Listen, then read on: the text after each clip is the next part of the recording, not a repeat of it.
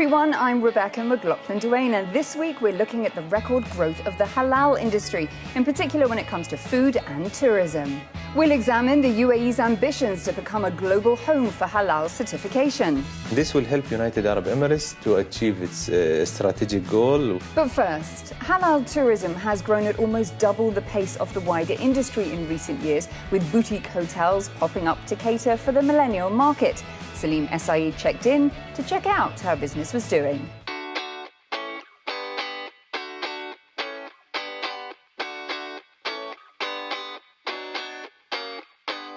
A dry hotel that doesn't serve alcohol? That might seem like a key missing ingredient for many vacationers. But some Muslim travelers are finding comfort in alcohol-free halal food-serving hotels, like some in the UAE. Probably the most obvious aspect is that all food served is halal, for Muslim guests to observe their dietary needs.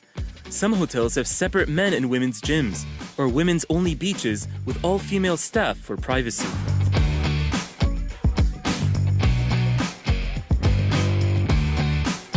Establishments have designated prayer halls, rooms in hotels made for families to share. Also, without loud parties, no gambling facilities, or late-night events taking place, they aim to provide a family-friendly experience. The Muslim travel market is valued at $169 billion, not including Hajj and other religious pilgrimage. And it made up about 12% of the 2016 global market spending of $1.4 trillion, making it the second largest travel market in the world after China. And it's not slowing down. It's expected to make up 14% of global travel expenditure by 2022 at $283 billion. So who from the Muslim community is expanding this industry? Well, millennials, of course, which a report from the 2017 Global Muslim Travel Index identified as the key driver of growth in the Muslim travel market.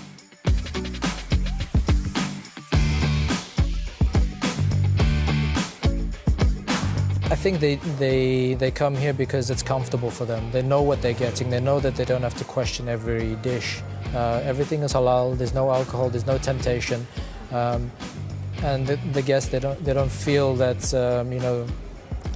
they're competing with different cultures. So they come to a place that's designated for them. And it turns out it's not just Muslim travelers that are looking for that kind of comfort. We want to stay and relax here in the hotel. And we want to relax without alcohol. And it's a good area for families. It's also not loud in the hotel. And we want to come here without a disco. The lead countries providing services for halal tourists are mainly in Muslim-majority countries, like Malaysia, the UAE, Turkey, and Indonesia. In Europe, countries such as Norway are providing local foods prepared by halal standards and offering tours for the ever-growing population of Muslim travelers.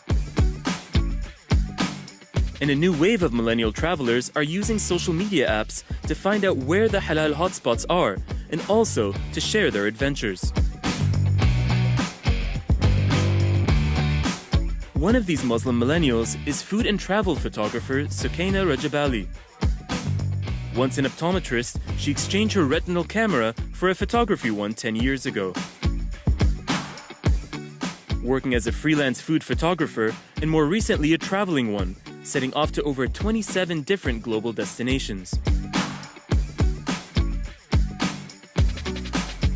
As a result, she gets reactions from other women who want to travel, wondering how a hijab-wearing Muslim woman can embark on expeditions around the world.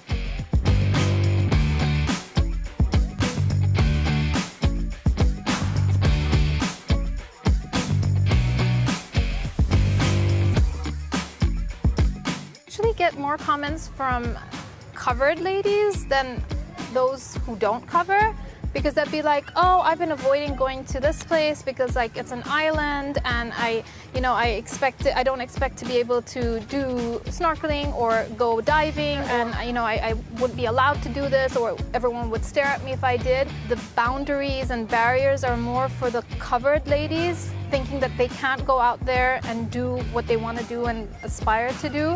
What do you tell them when they ask you that? Well, I don't really tell them anything. I think the pictures speak for themselves. The videos kind of in the behind the scenes kind of really show and bring the viewer there and show how it's really done and how natural it is and how it's so possible. Choosing to answer by example, with a snapshot of how being modest is no trade-off for being adventurous. According to a report by Reuters on the global state of the Islamic economy, Muslim expenditure on food and beverages will exceed $1.9 trillion by 2022.